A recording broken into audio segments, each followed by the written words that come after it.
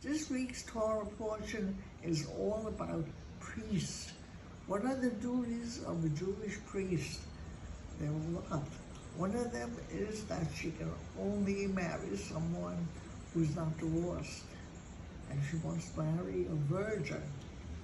And she cannot go, he or she does, they cannot go to a cemetery where somebody dies. They can only go for a very near relative who died. That they can go.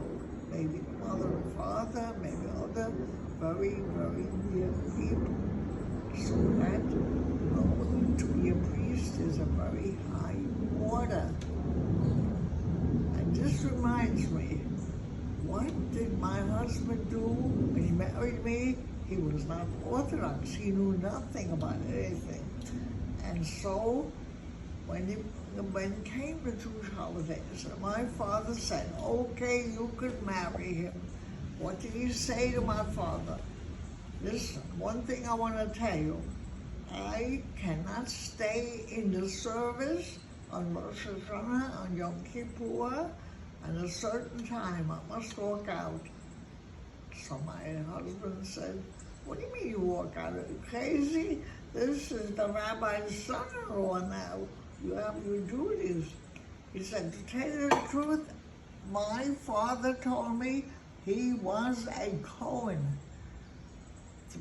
Everyone was shocked. What do you mean, your father was a Kohen and you didn't know that? And my father ran to the cemetery in Queens and he looked it up. And Harry's father was a Kohen. We couldn't believe it.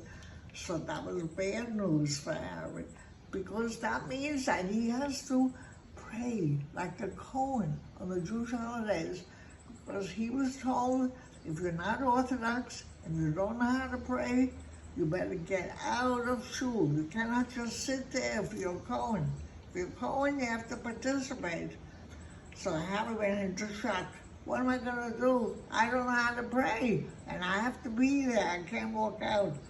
So what he did, my father went and bought TV cue cards for the service. Yavarecho, big letters, Yavarecho, and all Harry had to do, under his towels, he had to look up and see the big words under my father's towels, so he was able to say the words. When it came time, my husband, he actually called it duchen. He prayed, and he did the whole service like an expert. And he finished, and he took a deep breath, and he was able to do him. And from then on, he did it every holiday, because he knew that was his duty. So after he did that, he took the breath. He said, but that's show business. He did his show business, and he was a big success being a Kohen. And from then on, he was a big deal, because my father taught him how to act properly. So what does this remind me of? The joke, there was a guy, he went to Rabbi, I want to be a Kohen, please make me a Kohen. The Rabbi said, I cannot do that. You have to be born like that. So he said, the rabbi said, listen, why do you want to be so much a Kohen? What does it mean so much to you? And the guy said, look, my father was a Kohen, my grandfather was a Kohen, I have to be a Kohen. Very funny, because everyone can be that according only to their inheritance, you understand?